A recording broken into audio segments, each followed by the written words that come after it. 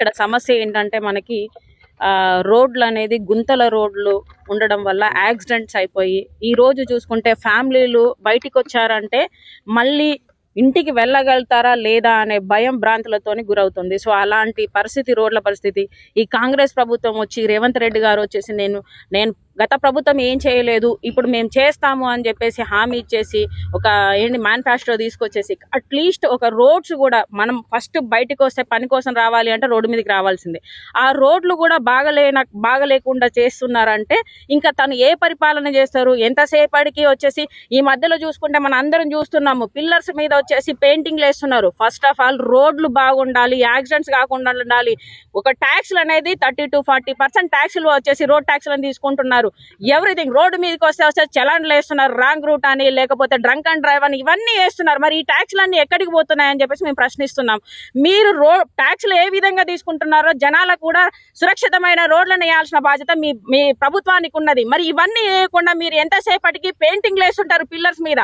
First of all మీరు సుందరీకరణ చేయండి, ఎవరు వద్దనలేదు, కానీ మాకు సురక్షితమైన రోడ్లను వచ్చేసి ఫస్ట్ కల్పించిన తర్వాత మిగతా పనులకు వచ్చేసి మీరు పైసలు దానికి పెట్టాల్సిందిగా మేము ఫస్ట్ ఆమ్ ఆద్మీ పార్టీ నుంచి డిమాండ్ చేస్తున్నాం. అదే విధంగా వచ్చేసి ఈ రోజు పేపర్లు చూస్తుంటే తెలంగాణలో ముందుగా 10 స్థానాలలో చూసుకుంటే అది నెంబర్ 1 గా ఉన్నది. ఇప్పుడు అంత యాక్సిడెంట్ జరుగుతున్నాయి. ఈ ప్రభుత్వం ఈ రోడ్స్ అన్నిటికి వచ్చే ట్యాక్స్లు అనేది ఏం చేస్తున్నాయి? ఎంతసేపటికి నన్ను కోస్తే కూడా పైసలు లేవు అంటాడు. మరి ఈ 200 కోట్లు అని చెప్పేసి మెస్సిని తీసుకొచ్చి అంటే మన దేశంలో లేరా? మన దేశంలో ఆటగాళ్ళు లేరా? ఎక్కడి నుంచో తీసుకొచ్చి ఇక్కడ 200 కోట్లు ఖర్చు పెట్టాడు. లేకపోతే గ్లోబల్ సబ్మిట్ అని చెప్పేసి ఎక్కడి నుంచో తీసుకొస్తారు. మరి ఫస్ట్ ఆఫ్ ఆల్ మన ప్రజలకి ఎందుకు రోడ్లు అనేది సురక్షితమైన రోడ్లు ఇవ్వలేకపోతున్నాడు?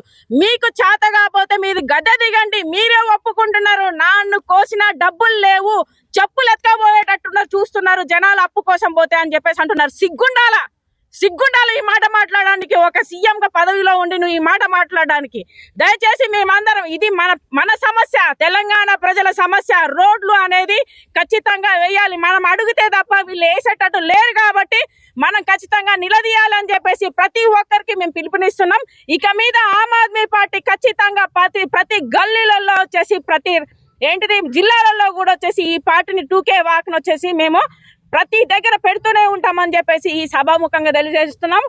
ఇది ప్రజలారా, మన అన్న తమ్ములు అందరూ మన వాళ్ళే. మనం బాగుండాలి అంటే మన రోడ్లు బాగుండాలి కాబట్టి ప్రతి ఒక్కరు ఈ కార్యక్రమంలో పాల్పంచుకోవాలని చెప్పేసి ఆమ్ ఆద్మీ పార్టీ తరఫున పిలుపునిస్తున్నాం. Thank you very much. Aam Aadmi party Telangana శాఖ పిలుపు మేరకు ఈరోజు నక్లెస్ రోడ్లో రాష్ట్ర నాయకులు, జిల్లా నాయకులు, కార్యకర్తలు, మహిళా నాయకురాలందరూ కలిసి ఈ యొక్క GHMCని, హైదరాబాద్ని గుంతలు లేని నగరంగా తీర్చిదిద్దాలని కాంగ్రెస్ ప్రభుత్వం ఈరోజు ప్రభుత్వం ఎన్నికైన తర్వాత 2020 నుంచి 25 వరకు కావచ్చు, 2025 నుంచి వెళ్ళి కూడా 2 దశలుగా ఈ యొక్క బడ్జెట్ని కేటాయించారు. 2 దశల్లో కూడా 1000 కోట్లకు పైగా ఈరోజు హైదరాబాద్లో బడ్జెట్ని ఇచ్చిగా కూడా నాణ్యత లేని రోడ్లు, చిన్న చినుకు పడితేనే గుంతలయ్యే రోడ్లు, ఆ రోడ్లలో రోజు కూడా ఈరోజు ఆ గుంతల్లో ఎక్కడుందో తెలియకుండా ఆ గుంతల ఏరియాలో వెళ్తే మరణపు ఉచ్చుల్లో ఇరుక్కునే పరిస్థితి ఈరోజు హైదరాబాద్ నగర వాసులకు ఉంది. మా నాయకులందరూ ఈరోజు ఈ కార్యక్రమాన్ని తీసుకున్న తర్వాత ఈరోజు కుత్బుల్లాపూరే కావచ్చు, ఉప్పలే కావచ్చు, జూబ్లీహిల్సే కావచ్చు, నాంపల్లె కావచ్చు, హైదరాబాద్లో ఉన్న అన్ని నియోజకవర్గాలు మా నాయకులు తిరిగిర్రు. అక్కడ ఉండే ప్రజలతోటి మాట్లాడిర్రు. ఎక్కడ ఎంతమంది ప్రజల దగ్గరికి వెళ్ళి పబ్లిక్ టాక్ ఒక్కటే. ఈ ప్రభుత్వం 2 సంవత్సరాలు అయింది కానీ హైదరాబాద్ను పట్టించుకోలేదు. కారణం ఏంటంటే హైదరాబాద్లో వాళ్ళకి ఎమ్మెల్యేలు లేరు. ఎమ్మెల్యేలంతా వేరే పార్టీ నుంచి వెళ్ళి వాళ్ళ పార్టీకి వచ్చిర్రు. ఆ ఎమ్మెల్యేలకు వాళ్ళు ఏ పార్టీలో ఉన్నారో తెలియరు. కాబట్టి ఈరోజు గద్వాల విజయలక్ష్మి, ఈరోజు ఇక్కడ ఉన్న ఎమ్మెల్యేలందరూ కూడా వాళ్ళు ఏ పార్టీలో ఉన్నారో తెలియక వాళ్ళే చచ్చిపోయే పరిస్థితులు ఉంది. కాబట్టి వాళ్ళు హైదరాబాద్ను పట్టించుకోవట్లేదు అనేది నిజం. మరి హైదరాబాద్ను పట్టించుకున్నప్పుడు రేవంత్ రెడ్డికి ఓట్లు ఎందుకు వేయాలి? ఈ హైదరాబాద్ను సురక్షితంగా ఉంచినప్పుడు మరి కాంగ్రెస్ పార్టీకి ఎందుకు ఓట్లు వేయాలి? మరి ఈరోజు మీకు ఈ కాంగ్రెస్ పార్టీకి ఈరోజు ఈ GHMCలో మరి మేము ట్యాక్స్ పే చేయట్లేదా? ఈరోజు ఇన్ని ట్యాక్సులు పే చేస్తూ మేము మళ్ళీ రోగాన బారిన పడాలా?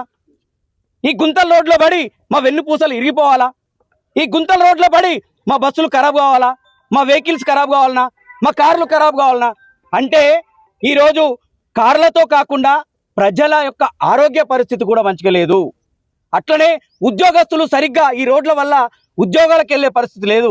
చిట్ట చివరికి డెలివరీ కోసం హాస్పిటల్కి వెళ్ళే ఆడబిడ్డ ఈ రోజు ఈ గుంతల రోడ్లలో హాస్పిటల్కి వెళ్ళాలంటే చాలా ఇబ్బందికరమైన పరిస్థితి ఉంది. కాబట్టి ఆమ్ ఆద్మీ పార్టీ తెలంగాణ శాఖ అరవింద్ కేజ్రీవాల్ గారు, ప్రియాంక్ ఖక్కర్ గారి ఆదేశాల మేరకు ఇప్పటి నుంచి సంవత్సరం వరకు కూడా ఈ గుంతల పైన పోరాటం చేస్తాం.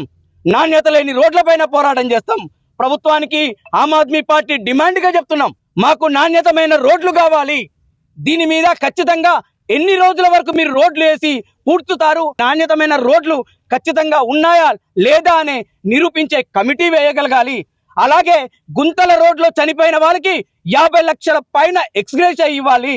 అలాగే యాక్సిడెంట్లు జరిగిన ప్రతి వ్యక్తికి, యాక్సిడెంట్ జరిగిన ప్రతి వెహికల్ కి ప్రభుత్వం నుంచి కొత్త వెహికల్ ఇప్పించాలనేది ఆమ్ ఆద్మీ పార్టీ తరఫున డిమాండ్ చేస్తూ ఆమ్ ఆద్మీ పార్టీ పోరాటం ఆగదు.